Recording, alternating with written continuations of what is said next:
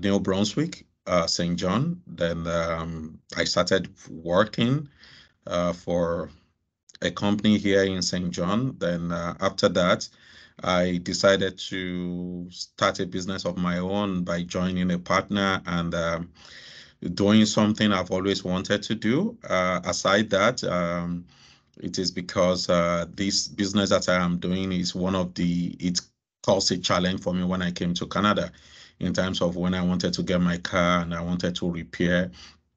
It was more like a culture shock because what I was looking for in a car was different from what I saw and how much I had to pay. So that is why I started this business at first, and that is why I am happy to give this presentation today. So going to the slides, I want to discuss auto market in Canada. The agenda is to do the introduction, car purchase in Canada, car repairs, and summarize it. So introduction, Nig Partners, which is NPI, Nig Partners Incorporated. We are involved in transport and logistics. Aside the fact that we do auto repairs, we also sell used cars.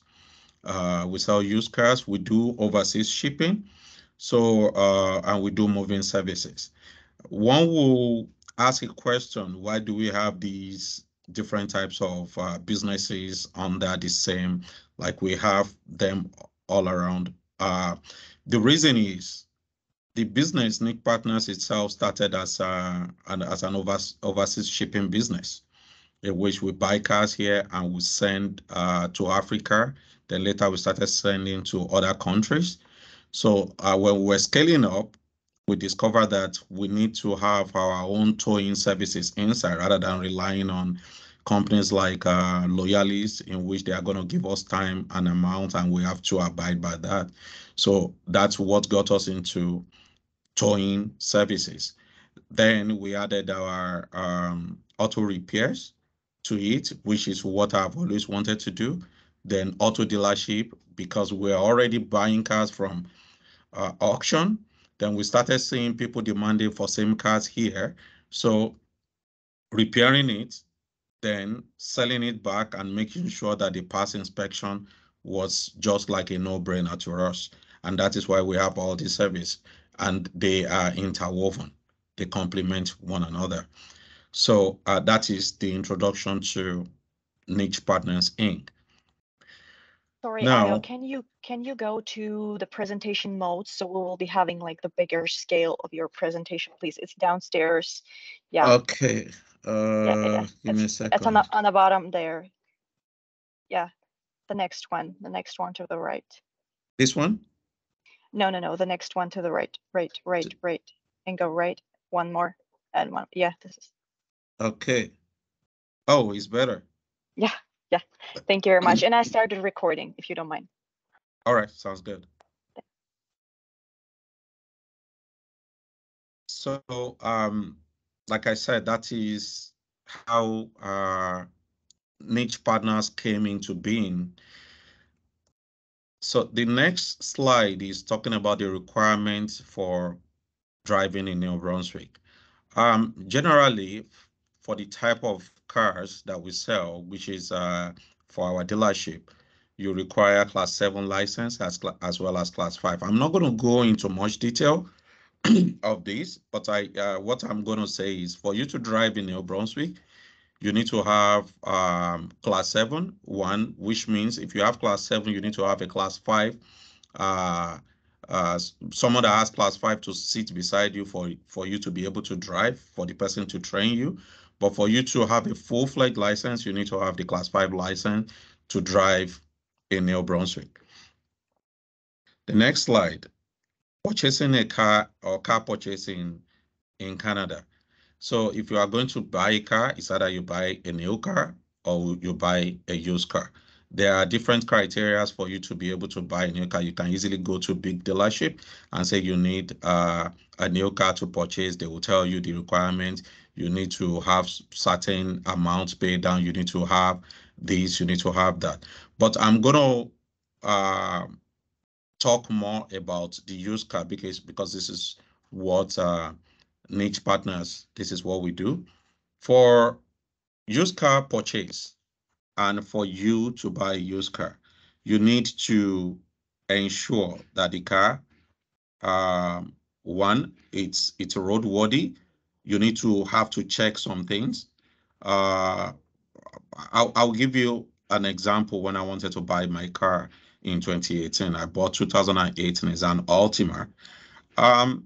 I asked them to pull the hood for me to check the engine, and I asked them to start the car. It looked good. I put on the AC to see how the car will perform. Yeah, it performed very well. Then I drove the car. I liked it. I paid for it. However, I didn't know that that was just the beginning of the issue I will have, because I only saw the interior, I saw the engine, but I didn't check other things because I was not used to it. So I didn't check the rocker panel. I didn't check the underneath of the car to see if it's rusty, if it has holes, if it has some other things to do. I didn't really check things like the sway bar link, if they are still good or if they will be changed. Sooner. I didn't check the inspection sticker. I checked the inspection sticker because I knew about that. But there was a red flag which I didn't know, but I know now, in the sense that if the safety inspection sticker will be due for change in 6 months, 7 months, it's a red flag, because the person might just want to sell that car, knowing that when the inspection sticker expires, it's going to spend much more amount. So I purchased the car. I think 5 months down the line, the MVI was due for renewal, and when I took it, I bought the car for 2,800. The owner put it for sale for 3,500. I bought it. I thought I got a good deal. So 5 months down the line, when I was going to renew it, I was asked to pay 4,500 to fix all the things, to change the exhaust,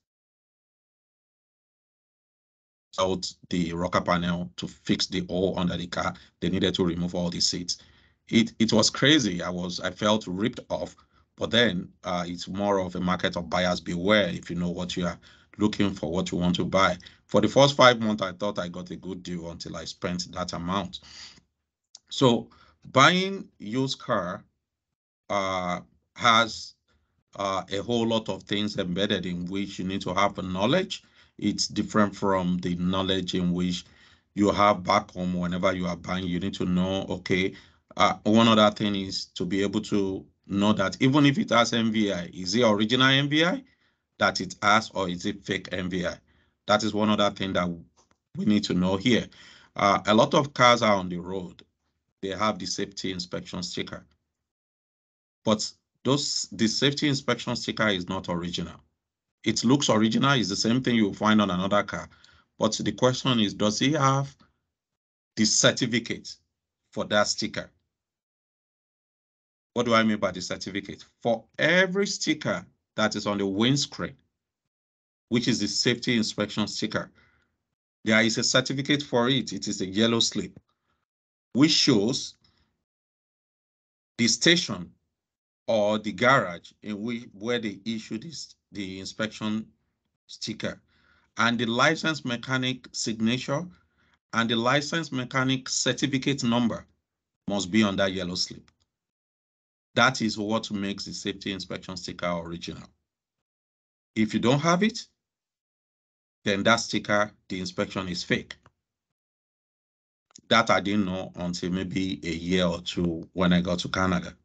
But we have a whole lot of cars around here that are being bought or are being sold with fake safety inspection. So all these things are knowledge, are things that need to be known when we are buying used cars in Canada. So I'll go to the next slide. And I don't know if anyone has questions on this, or we should save the question till when I'm done with the presentation. I think that Yeah, it's up to you. We can go section by section. If you want to respond now, like we can go now. Do you guys Okay. have any questions? You can raise your hand, so we know that you got questions, so we can address it directly. Okay.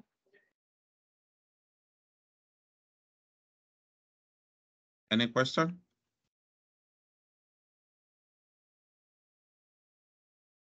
I think that we can carry on, and they will be Okay. just raising their hands, and we will know. Okay. Thank you. So this side is things that you need to know, like I had already mentioned in the previous slides. When you are buying a used car, when you start a car and the check engine light does not blink or come on, you need to know that that's a red flag.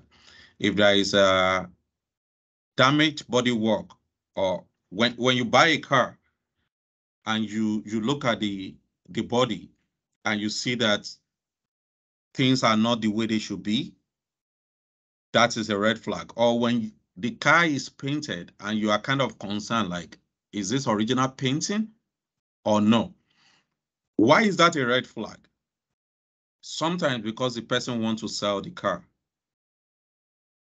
and the car probably had been involved in a either major accident or minor accident. What happened is people just put body filler, then they paint that place. They paint to just sell it. So if you see that the painting doesn't look original, you should ask for that question. Sometimes it might be because the place is rusty and it has water has penetrated in between the paints. You should know that that is a problem, because if you are going to take it for inspection, it's not going to pass unless that place is properly fixed. Then you also need to look at the car title.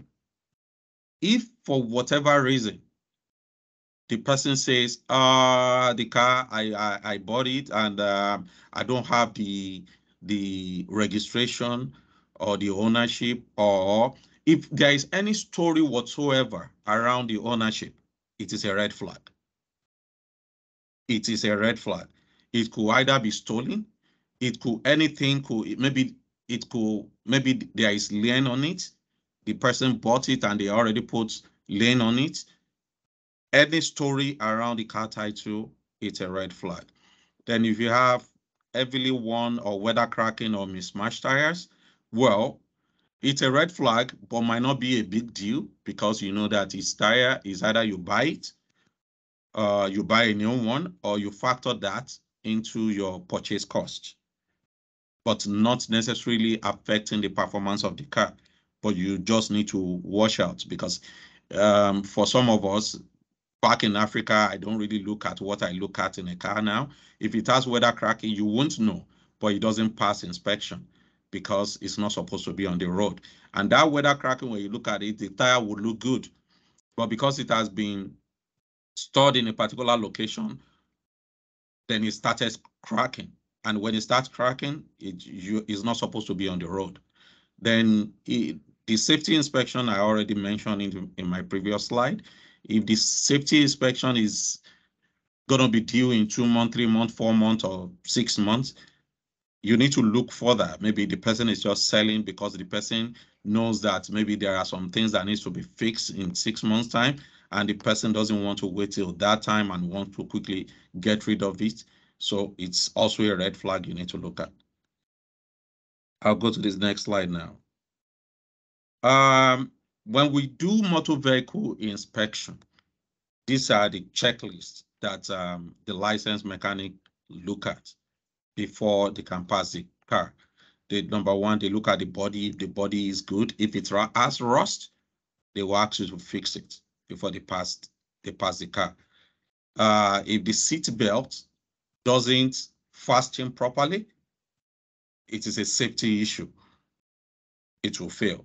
If there is any crack on the windshield, especially when it goes across the view of the driver, or it can impair the way driver will see, then it won't pass inspection.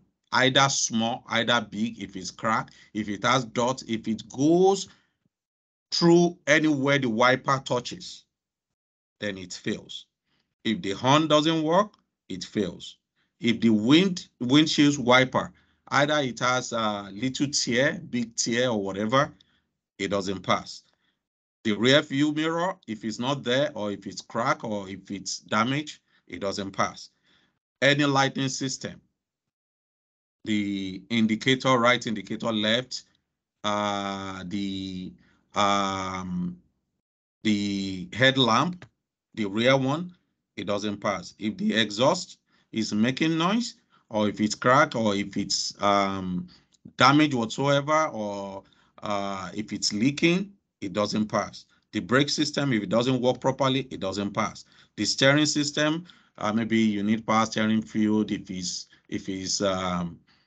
stiff, it doesn't pass. The suspension system, I already mentioned the tires, even the wheels itself. If it has any issue, it doesn't pass, as well as the coupling system. That is the standard for checking vehicle for it to pass inspection. Car repairs. At MPI, we have certified motor inspection mechanics. So for you to do your repairs and for you to pass your inspection, you need to take it to certified motor vehicle inspection station. It needs to be checked by a licensed mechanic. So that is that. And when you are repairing your car, there are new parts, there are used parts. Sometimes for new parts, you go to big dealers like CarQuest, Napa, or if it's Toyota, you can call Toyota to buy those parts. But there are used parts as well that you don't necessarily have to buy new. And that is why we have places like junkyards, like MK Auto, or they call them Rex. You buy them from there. They work as new, because some of these things, like for example, you want to buy a car seat, or you want to buy the hood, you don't necessarily have to buy new if you can get them used. And these are ways in which you can repair your car cheaper and still make the best use of your car, and it's still going to serve you. For when you also need to know about you changing oil regularly, because it's impact the durability and longevity of the car in terms of how long it's going to serve you. Changing oil regularly make you to use the car for a long time. There is another thing I would like to mention, which is undercoating. Sometimes a lot of people underplay or underrate the effects and the advantage of doing undercoating because of the kind of environment we have, especially during winter, in which we have a lot of snow. And when this snow are being cleared, salt are also being applied. So this affects cars a lot, especially the underneath of the car. So sometimes at the rocker panel, there is a plastic there. When you drive, there might be some form of snow going underneath the car, with salt. This, when it stays underneath the car for a month, 2 months, 3 months, it starts corroding the body of the car. So it starts corroding it. When it stays there for a long time, then it affects, and you might have to weld that place or pay for it to be repaired. But in order to not have this issue, it is good to do undercoating, especially when we are getting towards close to the winter period. They apply some things under the car in which it will repel all the salt as well as the snow that comes underneath, and it will preserve your car. So it is a good thing to do for the car, and it saves you from paying to repair or to weld the rocker panels or the underneath of the car at a later or at a future date. So it is good to also check tire pressure and to check the tread depth of the car, of the tires that you put on the car. So when the tread depth is getting low, then you know that you need to change the car because it won't have a good traction. Headlights, turn signal, brake, and parking light. All these you need to check regularly whenever you are using your car to know that the headlight is working the way it should work, the turn signal, the brake, and the parking light. It could be done whenever you go and change your oil and ask the mechanic to just help you to check and see if that is working, or you do a spontaneous check by yourself, especially the light, the parking light, the headlight, to ensure that they are working the way they should. So that is the end of my presentation. I will welcome any questions you may have now. Thank you.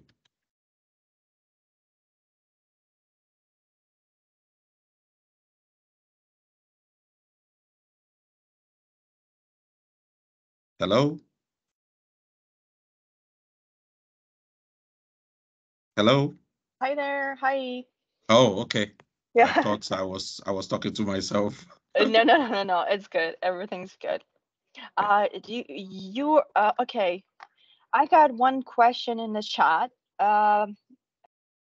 Jesus was asking, is there a government website to check if the inspection docs are original or not? Can you repeat the question? Is there any government website to check if the inspection docs are legit, original or not? Or is it fake?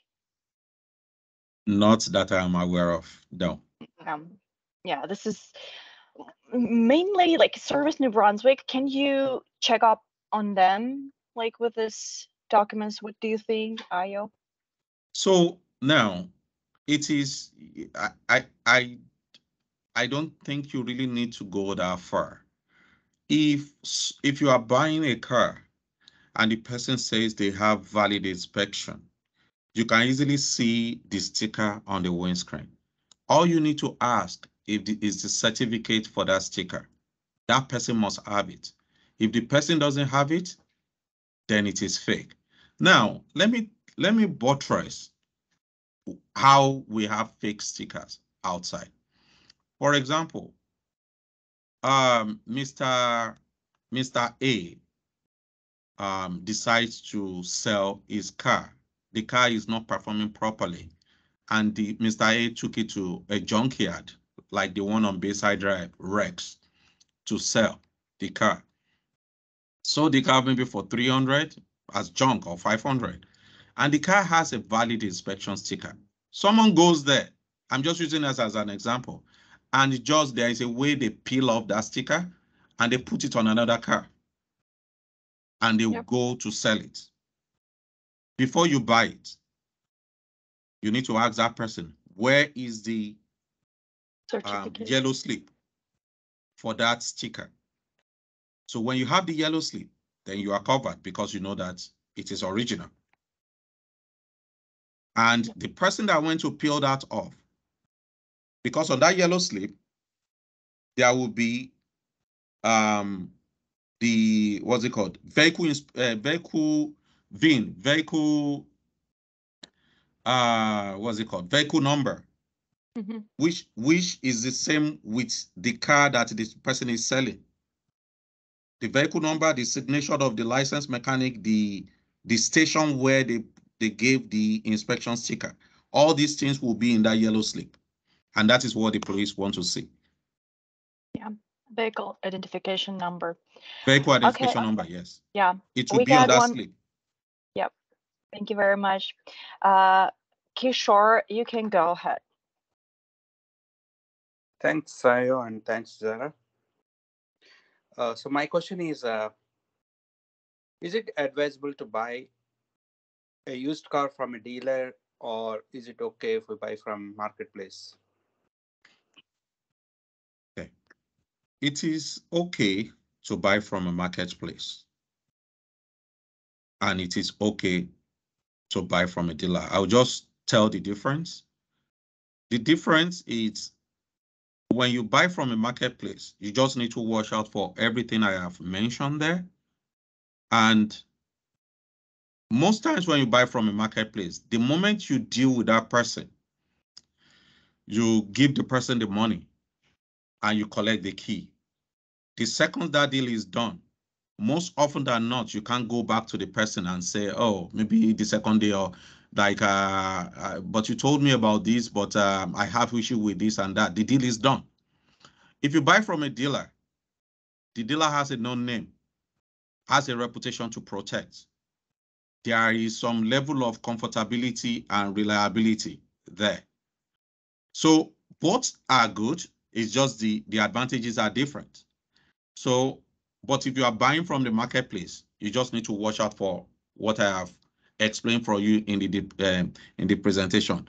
But on top of that, when you are buying, what I do advise people is make sure you take the car to a licensed garage.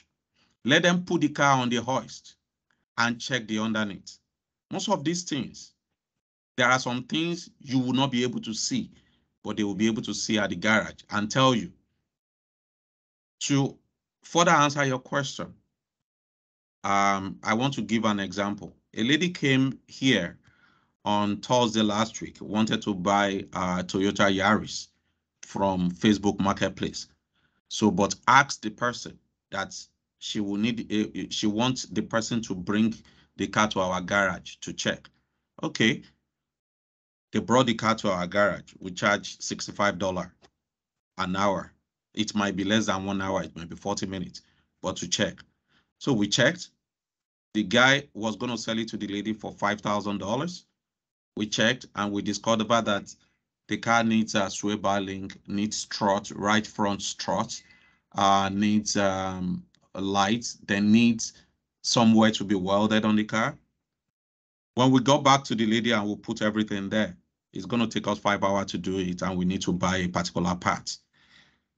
The lady factored that into the negotiation, haven't known what the issue the car has, and the lady reduced the price from 5,000 to 4,000. That is another advantage. So when you buy from marketplace, knowing what I have mentioned and trying to take a further step for a licensed mechanic to check the car and tell you the problem before you finalize the deal is going to put your mind at rest. I hope I was able to answer your question.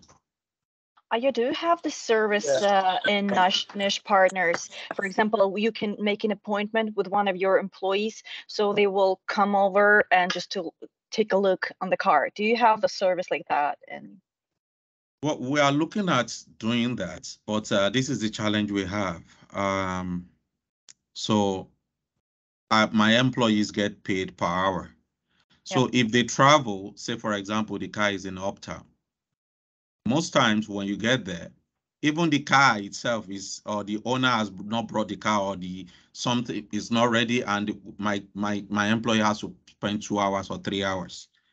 And for how much? Maybe for $65 per hour. It doesn't help the company because he has spent more than that time. So we always encourage, and at the same time, at that location, there is no hoist for us to jack the car up and take it up in the air and be able to see the underneath. So we won't be able to make an objective conclusion on the situation of the car. Sometimes when you put the car up, apart from seeing the underneath, if there is rust, we're able to shake the car and see if the strut is good, if the sway bar link is good, if the bushing are still good. You are able to see everything from staying under the car. So it is usually advisable for them to bring it in, apart from the fact that it might not even cover our costs as expected. thank you very much. Katerina, go ahead. Hello. Thank Hi. you for your presentation. I have a question. So I bought a used car from dealership 6 months ago. And of course, I didn't know all these useful tips that you mentioned in this presentation. I even don't know if there is a security certificate. What actions should I check now to ensure that my car is registered or passed safety certificate? Should it mention in the registration form that I've got from dealership? Or how can I ensure that my car is okay? Okay, the question I will ask, because if you bought it from dealership, I want to believe you are good, because I also wanted to ensure. yes, I want to believe you are good, because it is a regulated profession. The moment you go outside the line, then your license is withdrawn to be able to inspect cars and all that. So government come down on you. So no certified safety inspection station will want to go outside that borderline. So the question I will ask you, I'm sure you have the yellow slip, which is the certificate for your inspection. You might not know how important it is, but I'm sure you do. When you go and check your glove box in the car, it should be there. I have like 75% assurance that it will be there. And I want to believe you have nothing to worry about. But if you are still worried, you can just, when you have the time, you can just come around to our station. We'll just look at it, check it for you for free. You don't have to pay. And at least we get to see your face.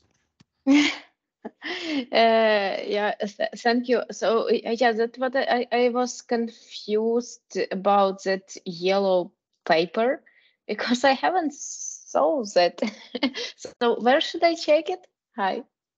So check in your safety glove, the one that's on the right side, passenger in front of the passenger side, or just check, you will see that yellow slip. If you are not sure, just come around. I will show you. If I knew, I will have put a sample of that in my presentation. Yeah, because I even don't understand how it should look like. So right now I took all the documents they give me and looking for something yellow. Okay, give me a second. Give me a second. 1 second, please.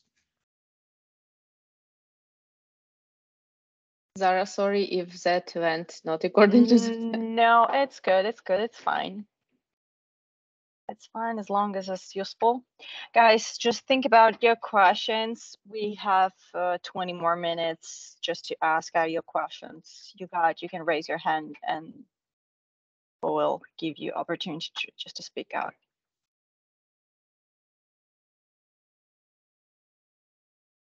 I'm not sure. Can you see me? Yes. So this is safety inspection sticker. This is for the one we are giving this year, which expires. This is for 2 years. It expires in 2025. That is the new one government gave us to give out now. The slip, the certificate looks like this. Could you please bring closer to the camera? It looks like this. Can you see clearly? Oh, yes, okay. So you should have something like this. Thank you very much. Yeah, I don't find it in the documents, but I will look for it in the car. So they ask us to put the information of the owner. The VIN number has to be there. The plate number has to be there. The address of the owner must be there. The signature of the licensed mechanic and the certificate number of the licensed mechanic must be there. This is the station number. Every station that is doing safety inspection has number. This is our own number. In case anything happens or they stop the car on the road, the car that shouldn't pass inspection is on the road and is driving. And if it is our station that allowed that car to be on the road, we can get sanctioned. And that is why every safety inspection station must abide by the government rules in terms of what we need to check on the car before we allow that car to be on the road. We are just like agents of safety to the government of Canada to check cars and ensure that we safeguard the lives of people on the road. And that is why we need to be careful and do our work diligently. Okay, thank you so much for that clarification. Thank you very much. No problem. Thank you, Aya, for addressing. Guys, do you have any further questions?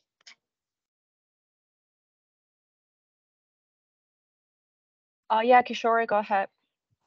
Yeah, one more question. I'm sorry. So what is the usual rate of depreciation for a new car in Canada? The rate of depreciation for a new car in Canada, especially in the first year. Especially where? Thank you. Especially in the first year. If I sell my car, if I buy a car today, a new car today, and sell it exactly after 1 year, how much depreciation, how much value would I lose? Well, I cannot give you the exact question. That is more of an accountant question, but it also depends on how you use it, right? It depends on how you use it. The mileage you put on it within 1 year, how you use it. Is there rust? Is the interior still clean? Oh, there are a lot of variables that determine how much you will be able to sell the car. Is it the tire tread, is it still good? Because now if you want to buy, say for example, a set of 4 winter tires on your car, it is depending on the car, it could go between $650 to $1,200 depending on the car, new tires. So are the tires still good? That will be factored into how much you are going to sell your car. What is the mileage? Do you have scratch like on the body of your car and all that? It's all those things happen, and you and I both know that. Let's say, for example, we go to the car lot. The day you drive your car, you maybe say, for example, you bought your car for $10 as an example, and the moment you drive the car out of the car lot, you and I know that if someone else is going to buy that car, it has lost a particular value, like in monetary, you can't sell it for $10 again, simply put. So the amount you are going to sell it after a year depends on whatever happens to the car. So I'm sorry if I've not been able to specifically give you the response to your answer in terms of the amount or how much it depreciates by, but there is no straight answer to it. Yeah, it's case by case. Yes. It depends. It depends on many factors. Hey guys, someone else, any questions, feel free to ask.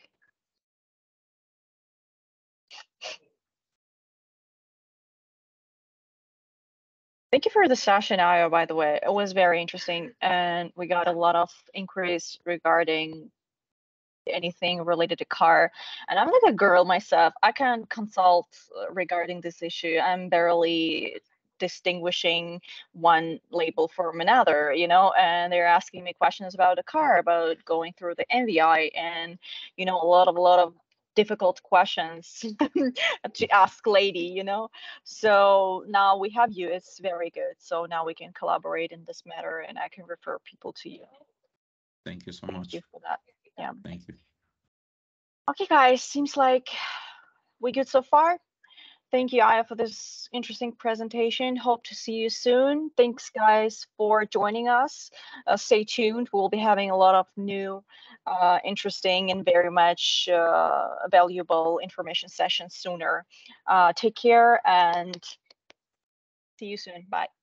Thank you so much. Thank you for having me. Bye. Thank you. Bye. Bye. Bye. Thank you. Bye. Thank you for. Thank you very much. Bye. Thank you. Bye bye.